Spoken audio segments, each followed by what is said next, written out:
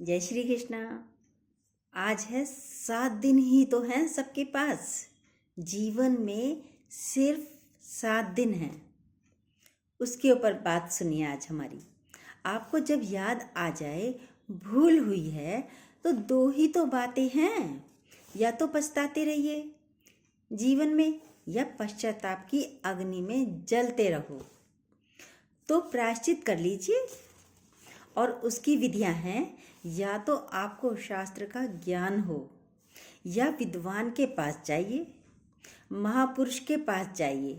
कोई ना मिले तो अपने माता पिता के पास जाइए, गुरु के पास जाइए।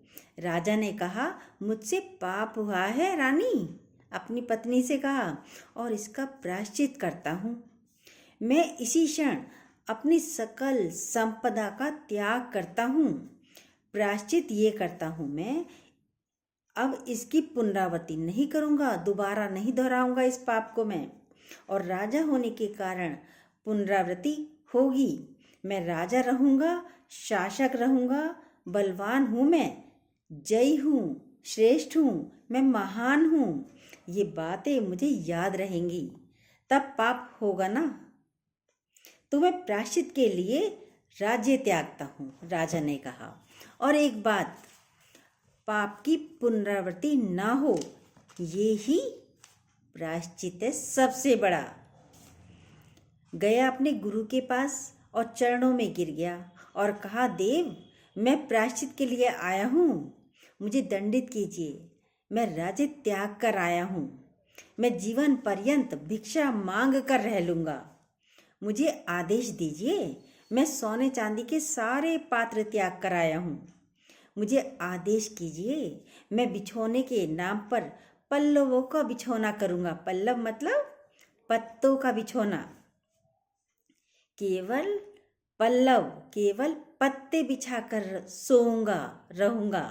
मुझे आदेश दीजिए कि मैं छत के नीचे नहीं, पेड़ के नीचे सोऊंगा। मुझे आदेशित कीजिए, पात्र के नाम पर एक मिट्टी का पात्र ही मेरे पास होगा। जीवन पर्यंत एक ही वस्त्र में रहूँगा मैं, नाभि से लेकर घुटनों तक के। सब व्रत करने को मैं तैयार हूँ। मैं राज्य त्याग आया, मुझे दंडित कीजिए, मैंने पाप किया है। गुरुजी से कह रहे हैं, अपने गुरु से कह रहे हैं, आप कुछ बोलिए और दंड दीजिए मुझे। साधु साधु ऐसा कहने लगे सारे साधु कि ऐसा धर्मात्मा राजा कहाँ मिलेगा। शमीक बोले, अरे राजन, नियति ने तुझे बड़ा श्राप दे दिया है। नियति ने मेरे पुत्र की जिह्वा को यंत्र बना लिया है। तुझे दंड दिया जा चुका है।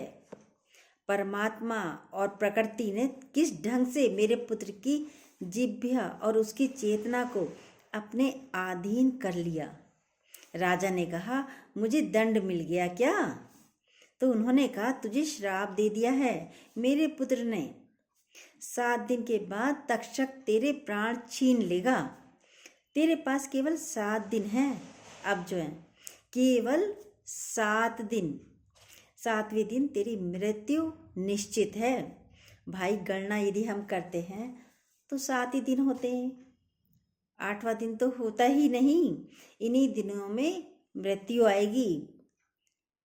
इतवार, सोमवार, मंगलवार, बुधवार, बृहस्पतिवार, शुक्रवार, शनिवार, फिर इतवार आ जाता है। तो 7 ही दिन होते हैं।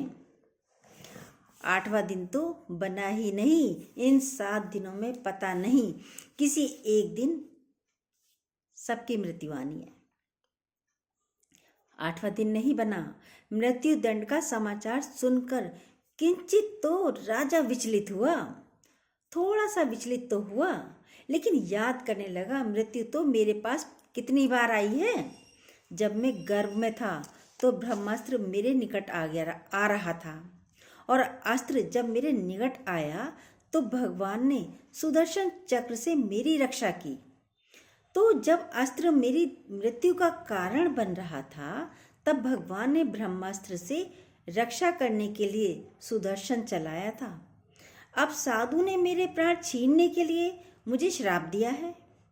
अब शब्दों से मेरे प्राण छीनने की योजना बन रही है, अथवा वचनों से, अथवा कोई संत है जो श्राप दे रहा है, फिर वचन ही मेरी रक्षा भी करेंगे। मेरी रक्षा गुरु ही करेंगे। प्रार्थना करने लगा भगवान से, हे देव, तब तो आपने सुदर्शन फेंक कर मेरी रक्षा की थी। अब किसी संत ने मुझे मृत्युदंड दिया है, तो अब गुरु बनकर मेरा जीवन देने के लिए आ जाओ। जब गुरु जीवन में आ जाता है तो वह घटना कुछ ऐसी होती है जैसे अंधकार हो, उसमें सूर्य आ जाए। सूर्य के समय अंधकार रहता नहीं है, सब कुछ प्रकाशित हो जाता है। एक किरण आती है और अंधकार खत्म हो जाता है, भाग जाता है। किसी ने पूछा, गुरु कौन है? तो संत जी ने बहुत अच्छा उत्तर दिया, गुरु प्रकाश दूत है, उजियारे का स्वामी है गुरु, संदेश वाहक है गुरु, ये आलोक पुंज है गुरु, प्रकाश का स्वामी है गुरु। आत्म जागरण का देवता कोई है तो वह गुरु है केवल।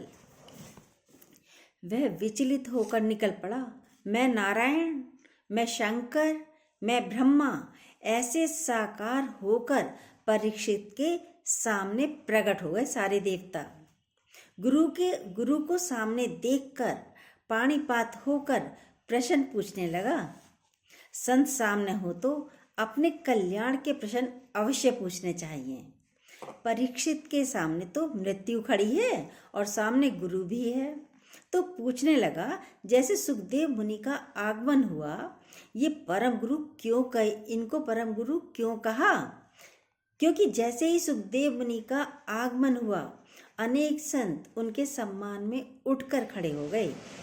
गौतम, भारद्वाज और उनके पिता महर्षि वेदव्यास और उनके भी पिता पाराशर, ये पूरी पीढ़ी को खड़ा होते हुए देखा, पुरखें खड़ी हो गईं।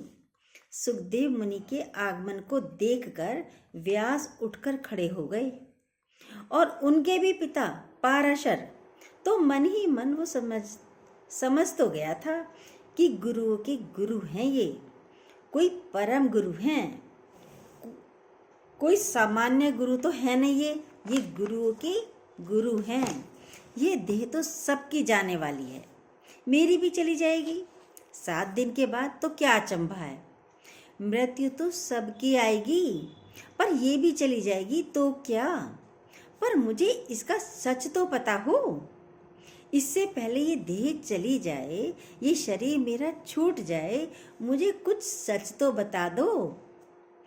अब आप सामने ही आ ही गए हो तो थोड़ा उजियारा मुझे भी दे दो, मैं जीवन का सत्य जान सकूं। और ऐसा जिज्ञासु जानकर सुखदेव जी ने कमंडल का जल लिया। ये हठि ही ऐसा कर सकते हैं, ये योगी ही ऐसा कर सकते हैं। हाथ में जल लेकर प्रतिज्ञा की सुखदेव जी ने कि तुझ जैसा शिष्य पाकर मैं धन्य हो गया। अरे परीक्षित, जब तक तुझे ईश्वर का साक्षात्कार नहीं हो जाएगा, जब तक तुझे ब्रह्मा अनुभूति नहीं हो जाएगी, मेरी कथा भी बंद नहीं होगी, चलती ही रहेगी, चलती ही रहेगी। और कथा होगी तो एक चीज तो निश्चित है, व्यथा नहीं रहेगी। हरि कथा ही कथा, बाकी सब व्यर्थ व्यथा। कोई हमसे पूछे हरि कथा ही कथा है, बाकी तो सब इस धरती पर व्यर्थ व्यथा ही व्यथा है। कथा में तो रस है, आनंद है, कथा में रस आता है, आनंद आता है ना। बाकी सब कथा के बिना तो सब व्यथा है, सब अपनी अपनी व्यथाएं सुनाते हैं, लेकिन सब वो बेकार हैं। तो कथा की तरह ध्यान रखिए। कैसी लगी हमारी स्टोरी आपको? नई नई स्टोरियाँ रोज़ डालते हैं हम, सुनिए, कमेंट कर सकते हैं, लाइक करिएगा अच्छी लगती हो तो। और जो न्यू हो प्लीज़ सब्सक्राइब कीजिएगा और बेल को दोबारा ज़रूर प्रेस कीजिएगा। जय श्री कृष्णा।